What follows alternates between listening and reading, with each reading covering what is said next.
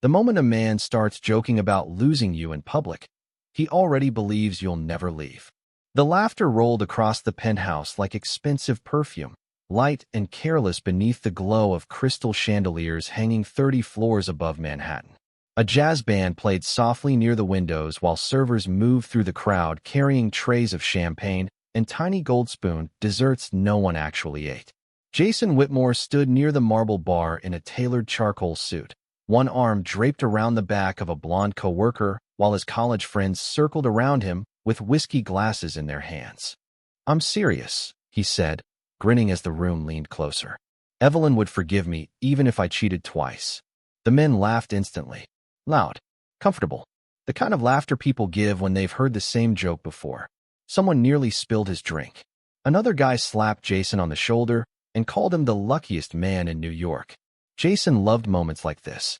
Being admired, being envied, being the husband with the beautiful wife who never caused scenes.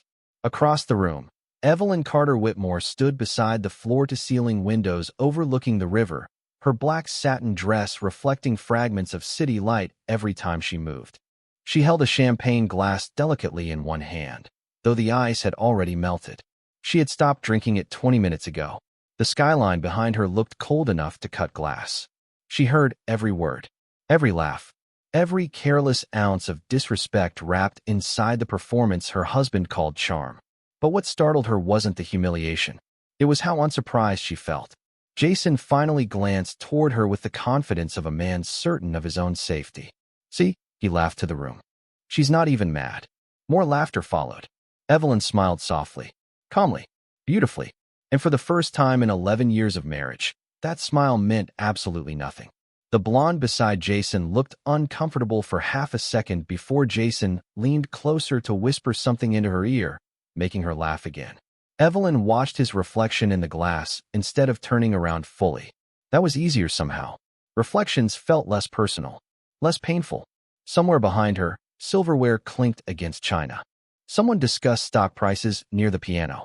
A woman complimented Evelyn's dress without realizing her marriage was quietly collapsing 10 feet away. Jason walked toward her eventually, still smiling with that same careless confidence that had once charmed investors, clients, and women in dim restaurants all over Manhattan. "Baby," he said lightly, touching her elbow. "Don't give me that look." Evelyn turned slowly. "What look?" she asked. Jason smirked. That silent, disappointed wife look. He took her champagne glass from her hand and drank the rest himself. "Relax. Everyone knows I'm joking." Evelyn looked at him for a long moment. Not angry, not emotional, just tired in a way sleep could never fix. There was lipstick on the edge of his whiskey glass. Not her shade. She noticed because she always noticed. Jason mistook her silence for forgiveness because silence had become the language of their marriage. Silence during late-night phone calls. Silence during canceled dinners. Silence every time another woman's name appeared on his screen just long enough for her to see it before he flipped the phone over. But tonight felt different. Not louder, quieter, like standing inside a church after the prayer had already ended. Jason leaned closer with an amused grin. "You'll forgive me tomorrow anyway." Evelyn looked past him toward the glittering room full of people still laughing at jokes about her loyalty. Then she looked back into her husband's eyes and realized something terrifying. She no longer cared enough to defend herself. The apartment became quiet after midnight in the way only expensive homes could. Not peaceful, just empty. The city lights still poured through the massive windows, painting silver lines across the marble floors, while somewhere far below, Manhattan traffic moved like distant waves. Evelyn stood alone in the kitchen long after the last guest had left, slowly rinsing untouched champagne from her glass, while Jason laughed in the living room during a phone call with one of his friends. She could hear every word without trying. "She is overreacting," he said casually. "By tomorrow morning, everything goes back to normal." Evelyn stared at the sink as warm water slipped over her fingers. That was the terrifying part. He was not entirely wrong. For years, everything always had gone back to normal. That had become the pattern of their marriage. Jason disappointed her. Jason apologized halfway. Evelyn stayed. The cycle repeated so many times it no longer felt dramatic. It felt domestic, like grocery lists or dry cleaning. She remembered the first tiny lie 6 years ago. Jason claiming he had missed dinner because of a meeting downtown. Then his phone lighting up beside her at 1:30 in the morning while he showered. A woman texting, "I miss you already." Evelyn had sat on the edge of their bed staring at those 4 words until the screen went dark again. Jason came out wrapped in a towel smelling like cedarwood cologne and expensive hotel soap instead of the gym where he claimed he had been. He kissed the top of her head and called her paranoid before climbing into bed beside her like nothing happened. She remembered forgiving him before he even asked. After that came the smaller humiliations. Lipstick stains hidden badly. Perfume lingering on suit jackets she hung carefully inside his closet anyway.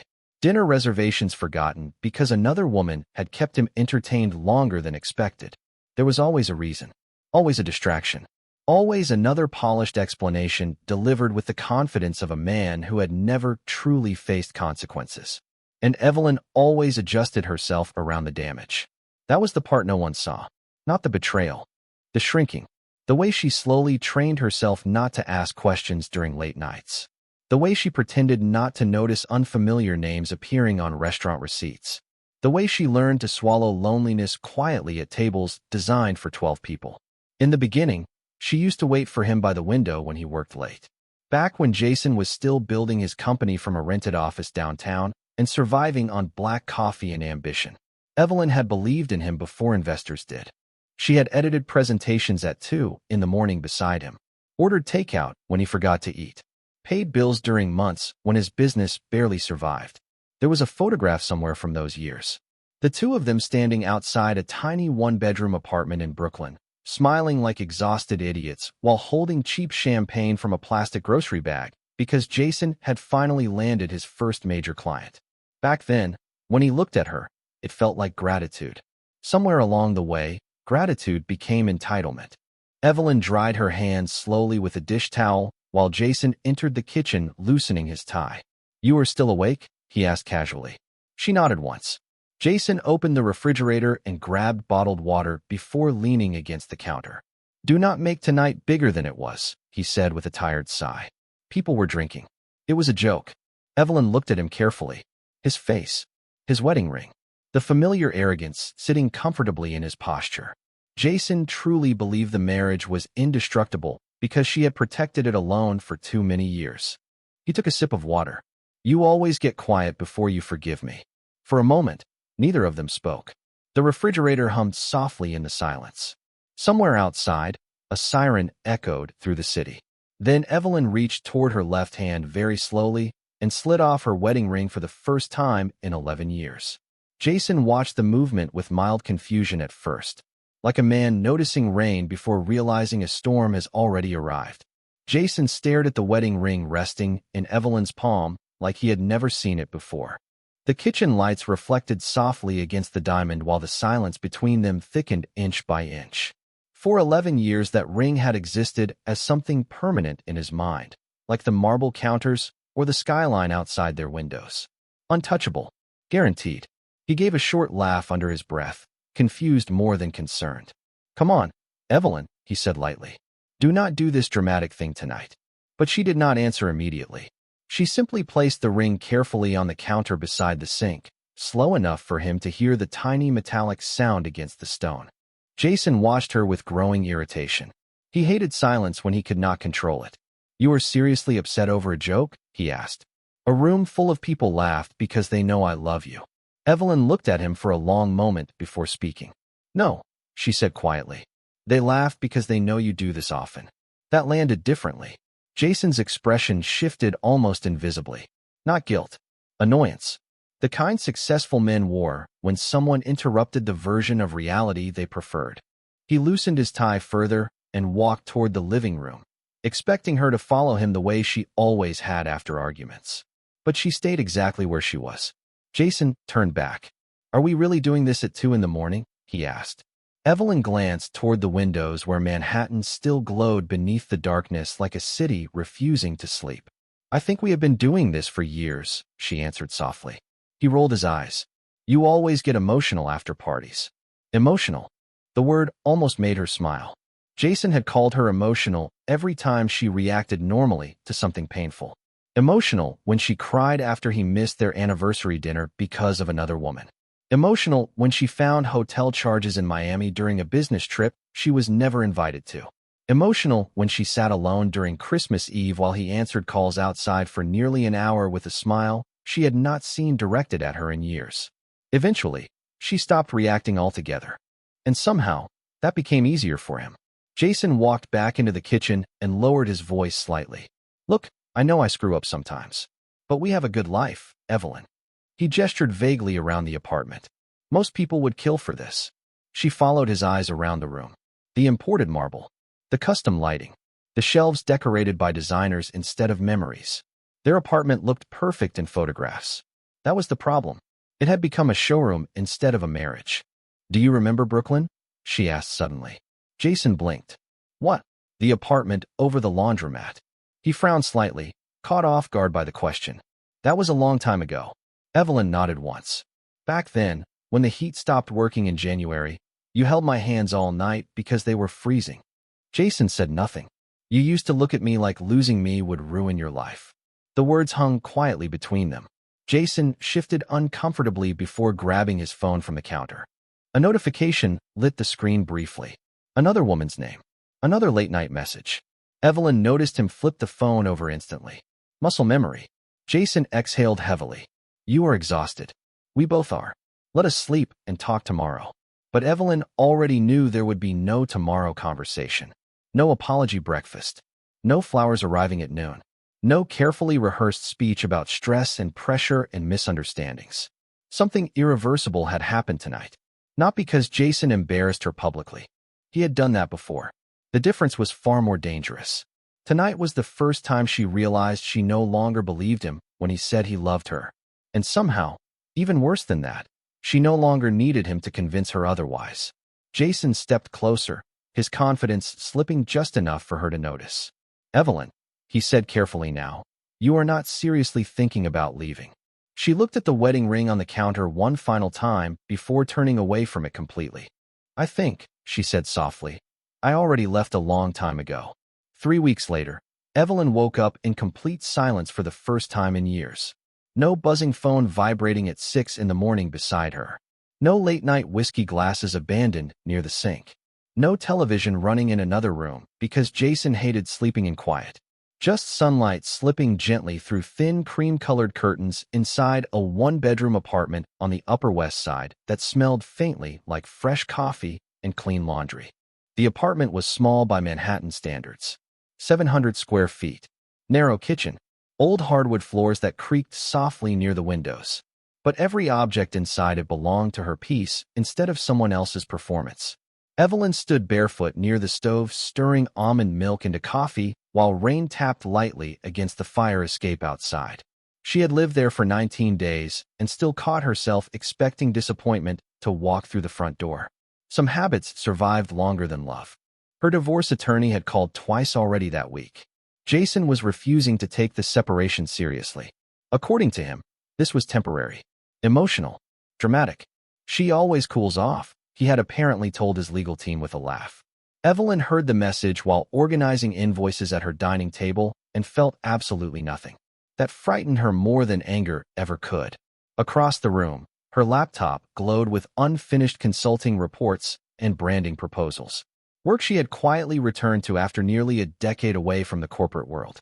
In the beginning, she felt embarrassed introducing herself professionally again, like someone reopening a chapter everyone else had already forgotten. But slowly, pieces of herself began returning in small, ordinary ways. She started waking up early because she wanted to instead of because anxiety kept her from sleeping. She walked 12 blocks every morning before work with coffee warming her hands against the October air. She bought groceries for one person and realized loneliness felt different when it was peaceful instead of humiliating. Some nights, she still cried unexpectedly, usually over tiny things. A song in a grocery store. Seeing couples share umbrellas outside restaurants. Finding one of Jason's old hoodies tucked accidentally between sweaters and storage. But the crying felt clean now. Honest. No longer mixed with confusion. Jason continued calling anyway. Always at inconvenient hours. Always sounding more irritated than heartbroken. You are blowing up our entire life over a rough patch, he snapped during one phone call while Evelyn stood in line waiting for soup at a cafe downtown. Around her, strangers discussed stock markets and subway delays while she held the phone silently against her ear. You know every marriage goes through things. Evelyn watched steam rise from the kitchen counter behind the register before answering quietly. Healthy marriages do not survive because one person tolerates humiliation longer. Jason exhaled sharply. You are acting like I abandoned you. She almost laughed at that. Because abandonment was not always physical. Sometimes abandonment looked like sleeping beside someone who stopped seeing you years ago. Later that afternoon, Evelyn sat near the window of a small co-working office reviewing presentation slides for a hospitality client when a man across the room paused briefly beside her desk. You reorganized the entire branding structure? He asked calmly, glancing toward her screen. His voice was low and steady, the kind that never needed attention to command it. Evelyn looked up slightly. Mid-40s maybe. Dark navy overcoat. Silver watch. Composed in a way that felt expensive without trying. It was disorganized, she answered simply. The man studied the presentation another moment before nodding once. Most people complain about broken systems, he said. Very few rebuild them quietly. Then he walked away toward a conference room before she could respond. Evelyn stared after him briefly before returning to work. She did not know his name yet. But for the first time in years, someone had looked directly at her and noticed something beyond whether she was willing to stay. Evelyn saw him again 4 days later during a Thursday rainstorm that turned Manhattan sidewalks silver beneath passing headlights. She had stayed late at the co-working office finishing revisions for a luxury hotel campaign, while most of the building emptied floor by floor into the cold evening. The city outside looked blurred through rain-covered windows. Somewhere behind her, an espresso machine hissed softly while jazz played low through hidden speakers near the reception desk. Evelyn rubbed her eyes and leaned back in her chair after staring at branding reports for nearly 6 straight hours. Her life had become strangely simple lately. Work, coffee, silence, healing in small invisible pieces. And somehow, that simplicity felt more luxurious than the penthouse she once lived in. She stood to grab her coat when she noticed a cup of coffee sitting beside her laptop. Fresh, still steaming, no note attached. Evelyn glanced toward the nearly empty office before spotting him near the windows speaking quietly on the phone. The same composed man from earlier that week. Dark navy coat, calm posture, silver at his temples that somehow made him look more distinguished instead of older.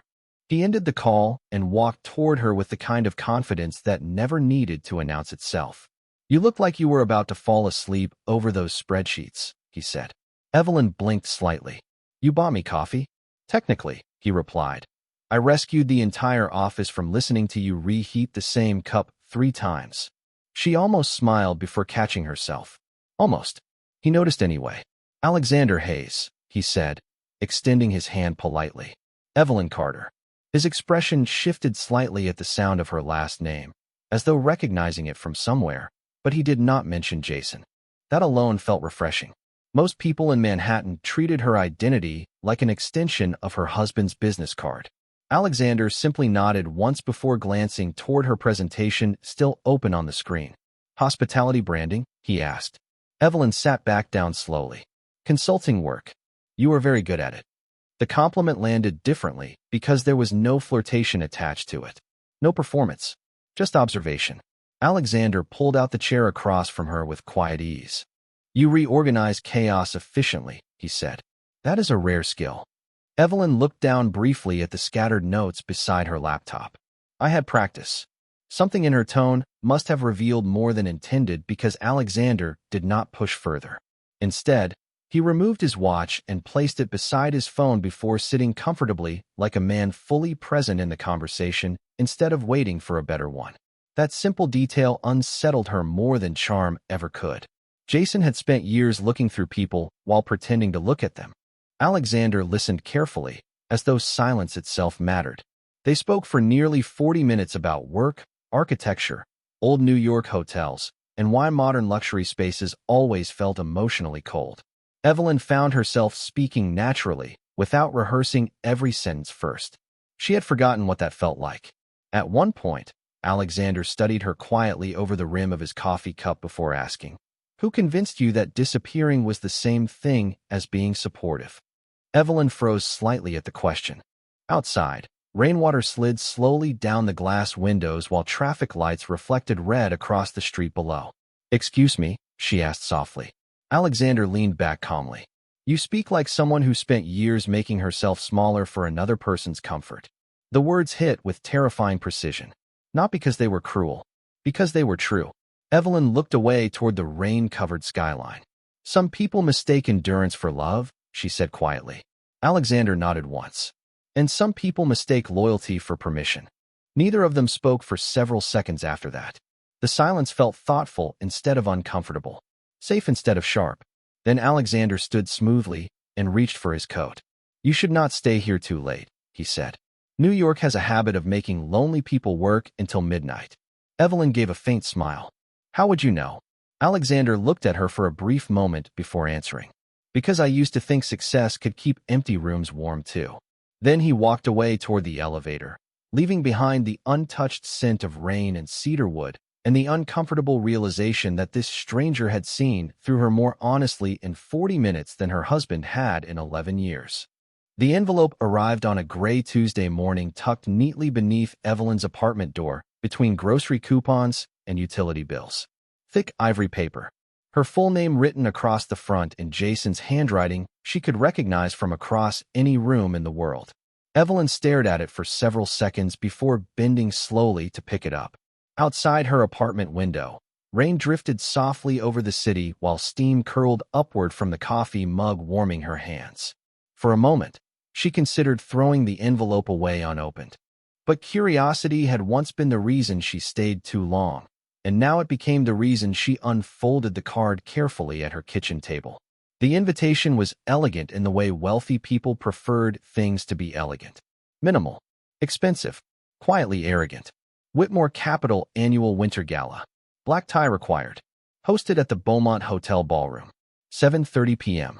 Beneath the printed details, Jason had added a handwritten sentence in dark ink. "People keep asking where you are. Let us stop making this embarrassing." Evelyn read the line twice. Not heartbreaking. Not apologetic. Embarrassing.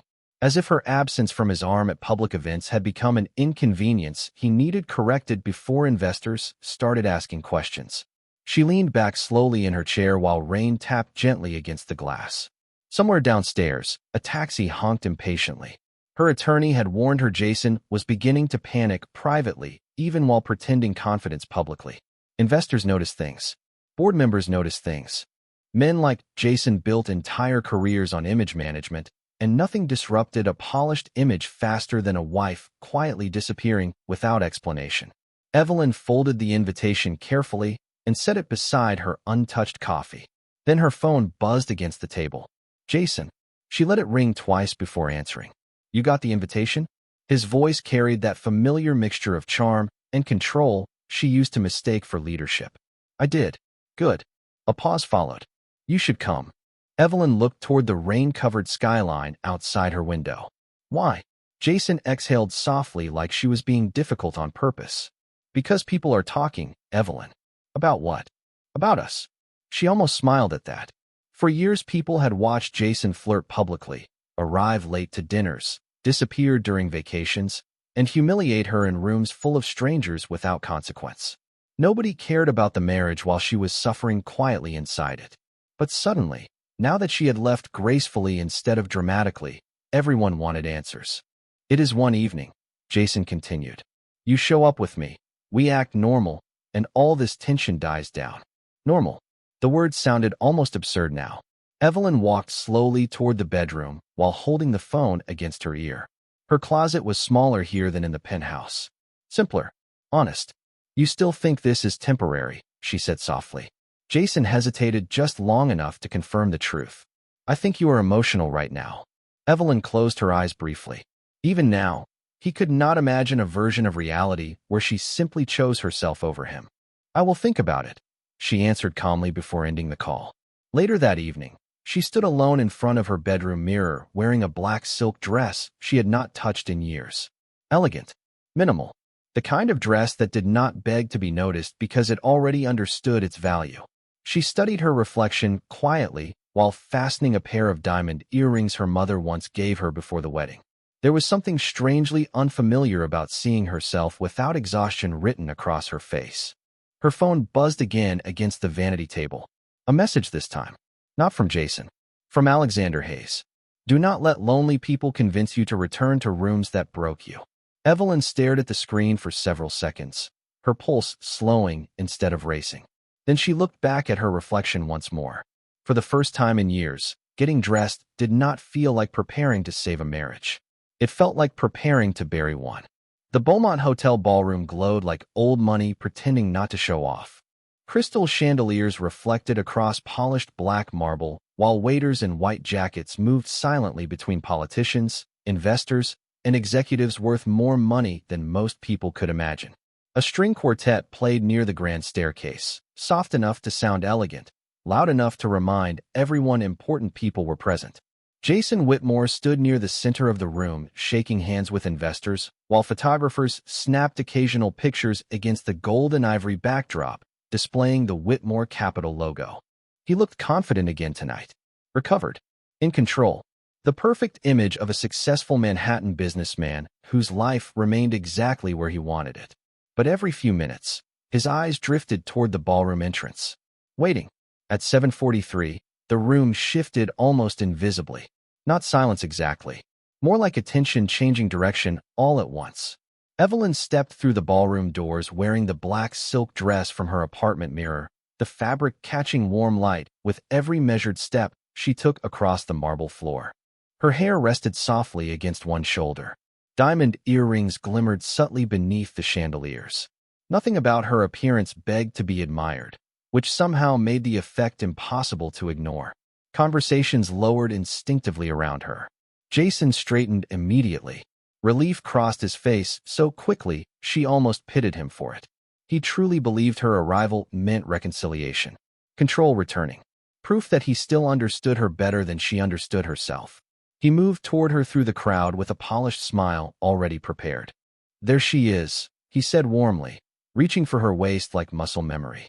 Evelyn stepped back just enough for his hand to miss her by inches. The movement was graceful, barely noticeable, but Jason noticed. His smile tightened for half a second before recovering. You look incredible, he said carefully. Thank you for coming. Evelyn glanced around the ballroom slowly. You said people were asking questions. Jason lowered his voice with a small laugh. They will stop now. Nearby executives smiled politely while pretending not to watch the tension unfolding between them. Evelyn recognized several wives in the room. Women who knew how to wear expensive dresses while swallowing humiliation quietly at charity galas and corporate dinners. One woman caught Evelyn's eyes briefly before looking away too quickly. Recognition. Sympathy. Fear. Jason guided Evelyn toward a cluster of investors near the Champagne Tower. Everyone has been dying to see you, he announced smoothly. A gray-haired board member smiled. Good to have you back, Evelyn. Back. The word echoed strangely in her chest. Jason rested his hand lightly against the small of her back while speaking confidently about upcoming expansion deals, market projections, and international partnerships. He sounded exactly the same as always. Sharp, charming, controlled. But tonight Evelyn noticed something she had ignored for years. Jason never actually listened during conversations. He performed them. Halfway through another rehearsed story about business growth, a sudden ripple moved through the ballroom entrance behind them. Not loud, just immediate. Several executives straightened subtly. One investor cut himself off mid-sentence. Another quickly adjusted his tie before walking toward the doors. Jason frowned slightly and turned. Then the color drained slowly from his face. Alexander Hayes entered the ballroom with quiet composure, dressed in a perfectly tailored black tuxedo that somehow made everyone else look overdressed. No entourage, no dramatic arrival. Yet the energy of the entire room shifted toward him naturally, like gravity changing direction. Investors immediately approached him. Board members who barely acknowledged anyone all evening suddenly moved faster. Even the hotel manager personally stepped forward to greet him near the staircase. Evelyn watched Jason carefully instead of Alexander. That was the moment everything changed. Not because Jason looked angry, because he looked uncertain. For the first time in years, she watched her husband lose control of a room without understanding why. Jason forced a smile quickly. Interesting, he muttered under his breath. I did not realize Hayes Global would send someone tonight. Evelyn said nothing. Alexander's eyes moved calmly through the ballroom before landing briefly on her across the crowd. No dramatic expression crossed his face. No possessiveness. Just a quiet acknowledgement that somehow felt more intimate than affection ever had. Then one of Jason's senior investors approached quickly, visibly nervous. Jason, the man said carefully, you did not mention Alexander Hayes would be attending personally tonight. Jason's jaw tightened slightly. I was not informed. The investor glanced between them uneasily before lowering his voice. You should probably go introduce yourself.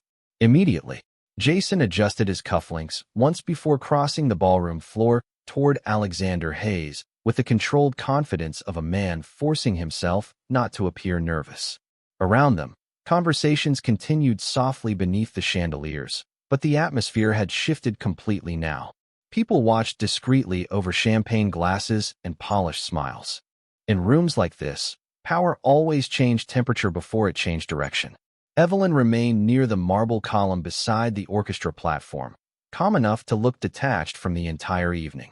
She watched Jason approach Alexander the same way someone watches a building crack slowly before collapse. Alexander turned slightly as Jason arrived, his expression unreadable but polite.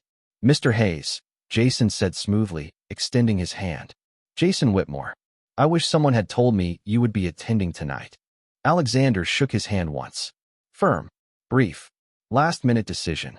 His voice remained low and effortless. Jason smiled carefully. Well, we are honored to have you here. Alexander glanced toward the ballroom around them before answering. I prefer observing companies before investing in them. The sentence sounded harmless to anyone else nearby, but Jason's shoulders stiffened almost immediately. Evelyn noticed. So did several investors standing close enough to overhear. Whitmore Capital had spent months negotiating a major acquisition deal tied to Hayes Global Ventures. Jason had bragged about it privately for weeks. The deal would triple his company valuation overnight if approved. And suddenly, standing face to face with Alexander, Jason realized something uncomfortable. The final decision did not belong to him. One of the board members approached nervously beside them. Alexander, he said carefully, everyone has been looking forward to your assessment after tonight. Jason turned sharply. Assessment? The older man blinked awkwardly, clearly unaware he had revealed too much too quickly. Alexander remained calm. Hayes Global has been reviewing Whitmore Capital internally for the past 6 weeks. 6 weeks. Evelyn saw the exact moment the number registered in Jason's mind. 6 weeks ago was when she moved out. 6 weeks ago was when his carefully controlled life began quietly unraveling. Jason forced another smile, but this one no longer reached his eyes. I was under the impression we were already close to finalizing terms. Possibly, Alexander replied evenly. Strong companies survive deeper examination. The ballroom suddenly felt warmer despite the winter air outside. Jason loosened his jaw slightly before glancing toward Evelyn, standing several feet away. For the first time all evening, uncertainty crossed his face openly. He walked back toward her quickly once the conversation ended, lowering his voice the second he reached her side. How exactly do you know Alexander Hayes? Evelyn lifted her champagne glass calmly, but did not drink from it. I know him professionally. Jason stared at her carefully now, trying to calculate something invisible. Professionally, he repeated. You never mentioned that. Evelyn looked at him quietly. You stopped asking me about my life a long time ago. The sentence landed harder than anger would have. Jason glanced across the room again, where Alexander now spoke with investors and board members like a man entirely comfortable owning space without demanding attention. You knew about this deal? Jason asked suddenly. No, then why is he talking to you? Evelyn almost pitied him in that moment. Because Jason still believed attention was transactional. He still believed people only stayed near others to gain status, leverage, or advantage. He had forgotten some people simply listened because they respected what they saw. A server passed carrying silver trays of champagne, while the orchestra shifted into another slow instrumental piece. The room sparkled with luxury and tension beneath golden light. Evelyn reached calmly into her evening clutch and removed a sealed cream-colored envelope. Jason's eyes narrowed slightly. What is that? She placed it gently against the edge of the marble cocktail table between them.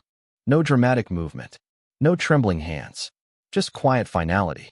Jason frowned before picking it up slowly. Then he saw the law firm letterhead.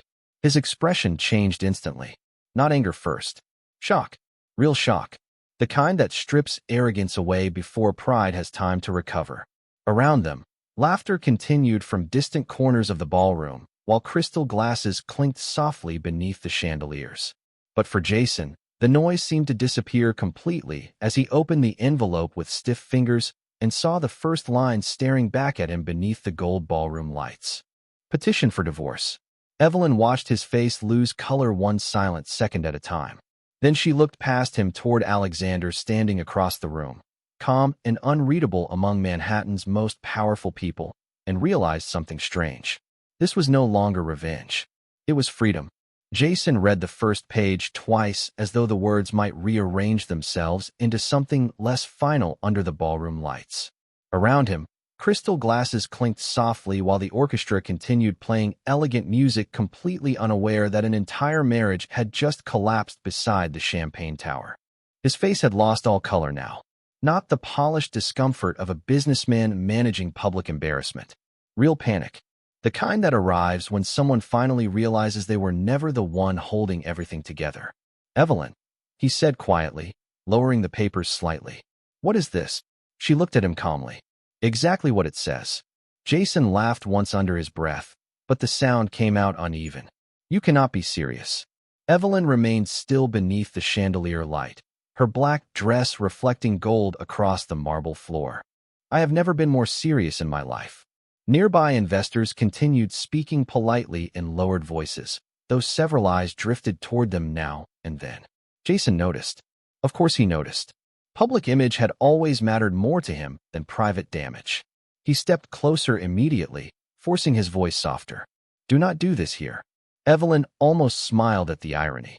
For years he had humiliated her publicly because he never believed she would leave publicly. You invited me here, she answered quietly.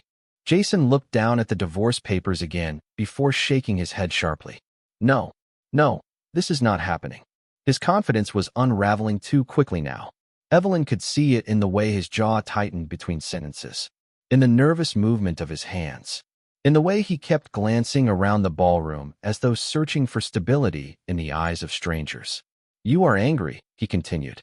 I understand that. We can fix this privately. Fix. Another word he used when he meant control. Evelyn looked toward the massive ballroom windows where Manhattan glittered against the winter darkness outside. 11 years. 11 years of making excuses for someone who only loved her loyalty when it benefited him. Jason lowered his voice further. Tell me this is not because of him. She turned back slowly.